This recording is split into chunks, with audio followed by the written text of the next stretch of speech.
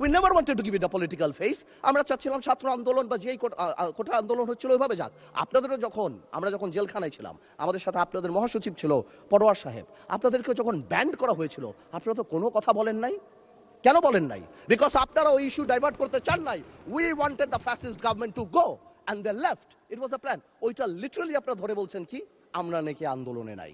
শুনেন, আপনারা 6 বলে 12 রান করেছেন, কিন্তু এর আগের 300 রান আমরা সবাই মিলে করেছি। সুতরাং আপনাদের একজন একটা কথা বলবেন, আরেকজন আপনারা আমাদেরকে লগর সেটে নিয়ে যাবেন, আমাদেরকে অ্যাটাক করবেন। আপনাদের কথা আজকে দেশবাসী বিভ্রান্ত যে আমরা নাকি জুলাই সনদ বাস্তবায়ন করতে চাই না। অফকোর্স উই ওয়ান্ট জুলাই সনদ, আমরা চাই এটা বাস্তবায়ন। প্রক্রিয়াটা কি? প্রক্রিয়া তো আপনারা ভুল করেছেন। আপনারা কেন সেই সময় ইন্টারিম গভর্নমেন্টে আপনারা সাপোর্ট করেন? বলতে এটা ট্রানজিশনাল রেভলিউশনারি গভর্নমেন্ট করা হোক, এটা একটা রেভলিউশনারি গভর্নমেন্ট করা হোক, কনস্টিটিউশনকে রিরাইট করা হোক।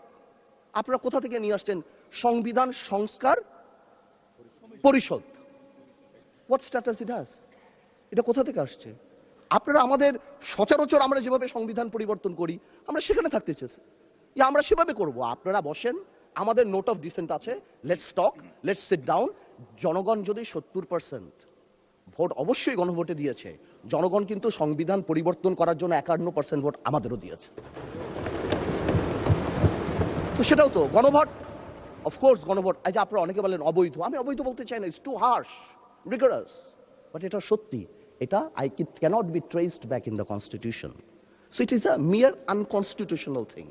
আপনারাই তো বলছেন অবৈধ, আমি তো ইলিগাল বলতে চাই না, বিকজ এই গণভোট আমরা চেয়েছি is a gesture of ours যে we want to involve the people of the country, আমরা জনগণকে সম্পৃক্ত করতে চেয়েছি, এই কারণে আমরা গণভোটে রাজি হয়েছি, আমরা চেয়েছি। এখন গণভোটে আপনাকে একটা কথা বলি, আসলে বলা উচিত না, ইন্টারিম গভর্নমেন্ট তো আমাদেরই ছিল, কিন্তু কিছু টেকনিক্যাল লেকুনা, কিছু পলিটিক্যাল ব্লাফ তো আমরা পেয়েছি। যেমন আপনারা গণভোটে ব্যালটে 4টা কথা বলেছেন। আচ্ছা চিন্তা করেন তো ভাই, একটা ভোটারের কাছে যদি আমি জিজ্ঞেস করি যে আমি একটাতে ভোট দিতে চাই না, I do not agree with one of the provision, আমি কি করব? হ্যাঁতে ভোট দিব না নাতে ভোট দিব? জবাব নাই। আপনি আমাকে বাধ্য করেছেন, আপনারা জনগণকে বাধ্য করেছেন। তাহলে আপনি এখানেই প্রথম থেকে বলে দিচ্ছেন সংসদ নিম্নলিখিত প্রস্তাব সমূহের প্রতি আপনার সম্মতি জ্ঞাপন করিতেছি না। তার মানে এই আদেশ, যেটাকে বারবার ইলিগাল বলা হয়, আমার ভাই আইনও দিল, ওই আইনের ব্যাপারে আমি আসতেছি। তো এই আদেশে এতগুলি আদেশ, এর মধ্যে থেকে মাত্র মাননীয় স্পিকার 4টা নিয়ে আপনি গণভোট করলেন, মানে বাকি আদেশের তো দাম নাই, এটা আপনি বলে দিলেন। You only need consent. মাত্র এই 4টায় আপনি জনগণের রায় ছিলেন, আর আপনার যে বাকি প্রভিশনগুলি আছে সেগুলি রায় কোথায়?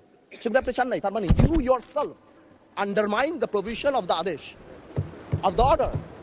তাহলে আপনি সবই আনতেন। আপনি লাস্টে, এই গণভোটের লাস্টে আপনি লিখে দিতেন যে আমরা জুলাই সনদ যেভাবে এমবেডেড করব, যেভাবে আমরা অন্তর্ভুক্ত করব। Excuse me, you can do this brother. Okay, thank you মাননীয় সংসদ সদস্য, থ্যাংক ইউ। আপনি, thank you for disturbing brother. You successfully destroyed my flow. Anyways, আপনি এই 4টা যে লিখে দিলেন। মাননীয় সদস্য, আপনি স্পিকারকে অ্যাড্রেস করে বলেন, ওদেরকে অ্যাড্রেস করবেন না। আসলে একটু আবেগ বিবেক দুটার মিশ্রণ হয়ে যায়, তো এটা ঝামেলা হয়ে যায় আর কি। স্বাভাবিক। এই আবেগ যদি আমাদের মাননীয় স্বরাষ্ট্রমন্ত্রী শুধু আর একমাত্র বলেছে যে আবেগের জায়গা না, এতেই একদম ধ্বংস করে দিয়েছে বাংলাদেশের সোশ্যাল মিডিয়া যা আছে। তো আমি তো একটু আবেগ দেখাতেই পারবো মাননীয় স্পিকার। এনিওয়েজ, আমি coming back to the point. 4টা প্রভিশন যে দেয়া আছে গণভোটে মাননীয় speaker, if you carefully go through peruse it, এখানে আরেকটা দিয়ে দিলেই পারতো যে এই সকল পরিবর্তন, জুলাই সনদের সকল পরিবর্তন আনা হবে এই সংবিধান সংস্কার কি বলে পরিষদ গঠনের মাধ্যমে। তাহলে তো পারপোজ হতো। তো সেটা আপনি করেন নাই।